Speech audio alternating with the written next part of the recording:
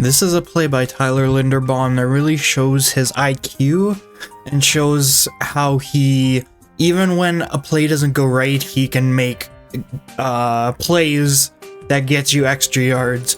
So if you first started off, you see he pulls off to the right there, and then watch how he goes and sets the edge on this outside defender to because he knows that there's nobody outside of him right here. He knows that nobody's outside of him, so he's able to seal that guy in, so then his running back can get around. And then even while he's while the play keeps going on, he's still hitting people to open up extra run lanes and get extra yards on runs. And he's a guy that just finishes, as is shown by this last hit right there. He's just a guy who finishes. He's a very smart player, but not very often do you see a center set the edge on an outside run play.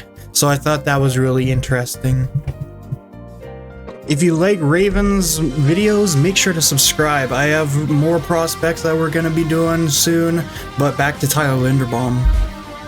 Here's another play by Tyler Linderbaum that really shows his IQ, and this video by Talkin Football got this play on my mind, and then we'll do our own breakdown on it.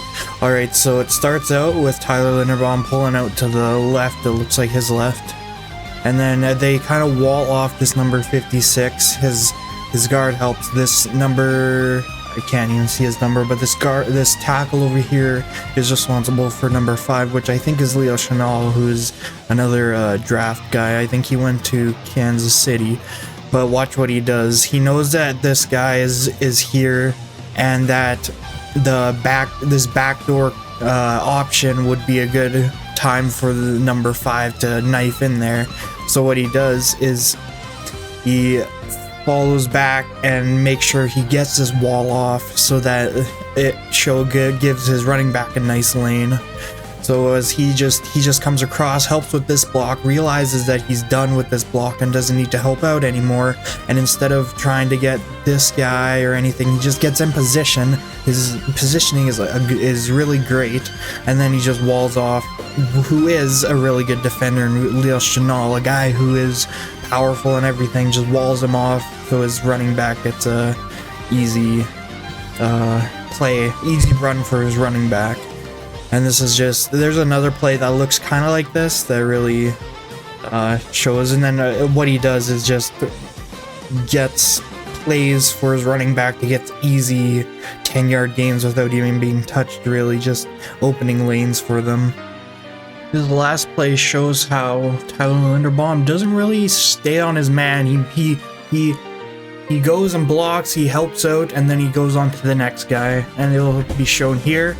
As he goes, he helps out his guard right here with this block, and then he just realizes that this guy's taken care of, number 5's taken care of. So what he has right here is he has to finish this block to try and get him back in front of his guard.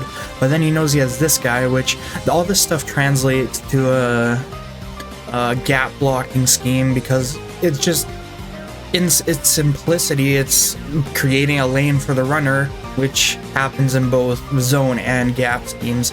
So as you can see, he helps out with this guy, and then he knows that the backside guy's gonna come. So what he does here is he blocks this guy right there, and what he does is he creates a cutback lane, which just creates extra yards for the runner. So with this cutback lane, his running back is able to go, even though 5 wasn't blocked completely. Now this cutback lane is completely free for the running back to go, even though he does end up getting tackled here, I think. Does he?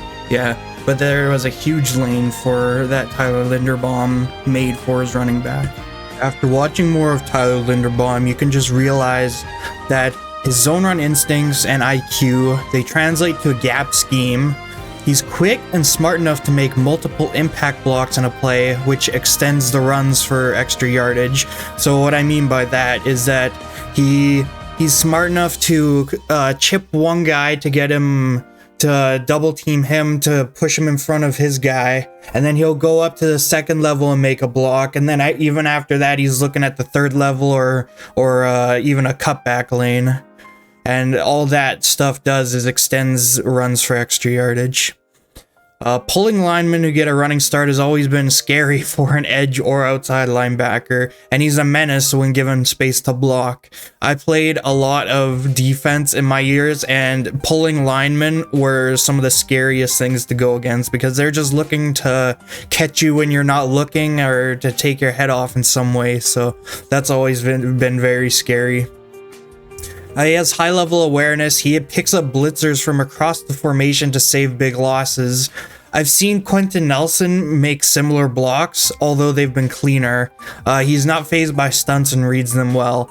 I'm not saying he's Quentin Nelson because nobody is, but I've just seen him stand up for a passing rep and then see a guy across the formation and then just completely open up and chase over there to make a not the cleanest block, but it was effective nonetheless. He keeps driving his legs, which makes up a bit for his shorter length. He's always driving his legs, even when, like, you'll never see him not moving his legs. He rarely makes a mistake on combo blocks and who to block next. He just knows where to go whenever he's done with a block. So that was very impressive. He has few bad plays, but they do exist. I think I've seen his only 2 sacks that he gave up in his 1200 reps. And then he climbs to the second level instantly. And that's something that will be very good for the Ravens, as they need a guy who can help solidify the inside for Gus Edwards. Especially climbing to the next level, so Gus can just follow behind him and have a lead blocker the whole way.